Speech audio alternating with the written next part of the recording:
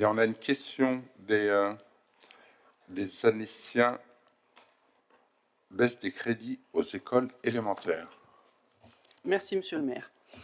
Nous voulons vous parler d'avenir, d'Annecy demain, d'éducation, d'enfance. Nous voulons parler de ce qui, historiquement, a toujours été un marqueur politique du camp du progrès de la gauche. Nous voulons vous parler de l'éducation de nos enfants. Monsieur le maire, c'est par un simple courrier daté du 4 avril dernier que votre adjoint à la réussite scolaire, Monsieur Bovier, avait l'honneur, dixit le courrier, d'annoncer aux directeurs de nos écoles élémentaires une baisse drastique de leurs crédits pour l'année 2023.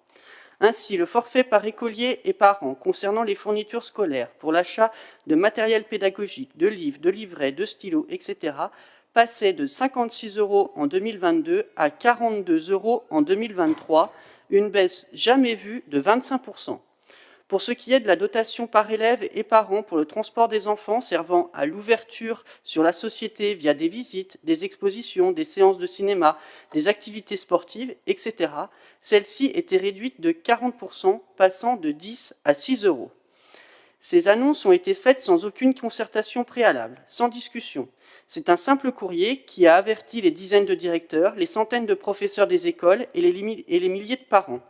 Un bel exemple de renouveau démocratique, très bureaucratique et autoritaire.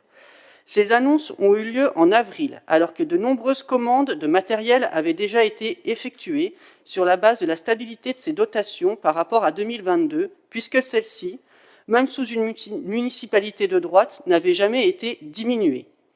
Devons-nous ici rappeler que, par exemple, l'inflation sur le papier a été de 40% en un an, renchérissant grandement le prix de certaines fournitures scolaires. Beaucoup de communes ont donc fait le choix contraire à votre politique. Elles ont augmenté les dotations aux écoles pour permettre aux enseignants de maintenir le même niveau de fourniture.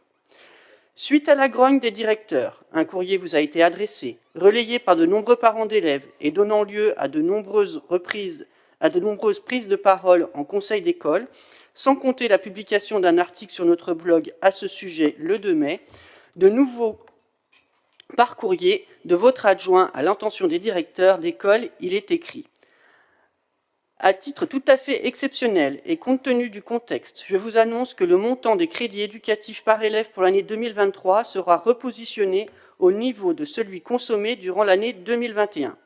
Cette mesure exceptionnelle, révélatrice d'un effort très conséquent de solidarité de l'ensemble de la ville en faveur de sa politique éducative, permettra de maintenir un montant de 48 € par élève pour l'année 2023.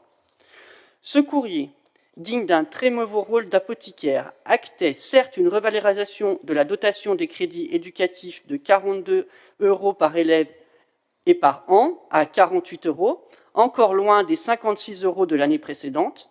Ces crédits restent à ce jour en baisse par rapport à 2022 de près de 15%. Quant aux crédits pour les transports d'élèves, pas un mot dans ce courrier. Il faut donc en conclure qu'il reste à 6 € par an et par élève. Ce courrier visait à faire croire à la générosité retrouvée de la majorité sur ce sujet. Il n'en est rien, et les équipes éducatives, ainsi que les milliers de parents d'élèves, ne sont pas dupes. De leur côté, en acteurs responsables, les directeurs, avec leur équipe technique, cherchent depuis lors des solutions pour donner aux enfants les moyens d'apprendre dans de bonnes conditions. Certaines écoles demandent aux parents de fournir du papier, d'autres une contribution financière, d'autres encore sollicitent les associations des parents d'élèves pour combler la baisse. Franchement, tout cela n'est pas digne. C'est même totalement injuste car nous savons tous que selon les quartiers, selon les écoles, les parents n'ont pas les mêmes capacités à participer à ces frais et que ce sont de nouveau les moins favorisés qui vont être pénalisés.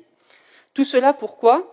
Parce que vous avez été incapable, au moment du vote de budget, de faire des choix, de sanctuariser des priorités. Et pour nous, l'éducation élémentaire, nos enfants, sont la priorité des priorités. Permettre l'ouverture sur des activités extérieures, sportives, culturelles, voire environnementales, donner aux enfants les moyens de leur réussite scolaire en permettant aux enseignants d'avoir les moyens de travailler. Voilà quelle est notre vision d'une politique progressiste pour l'éducation de nos enfants. On est loin des selfies et autres photos sur les réseaux sociaux pour vanter la végétalisation de tel ou tel cours d'école, certes nécessaire, mais secondaire par rapport au cœur du métier de notre école républicaine, transmettre, apprendre, former les citoyens de demain, permettre le brassage social et ouvrir tous les jeunes Annéciens sur des expériences nouvelles.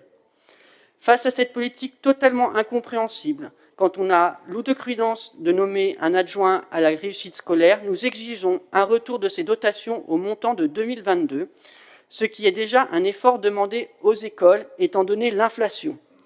Ce soir, Monsieur le maire, vous avez l'occasion de vous engager à donner satisfaction à cette demande des équipes éducatives et des parents d'élèves qui, sinon, appellent à manifester dès ce mercredi devant la mairie déléguée de Grand-Gevrier à 17 h.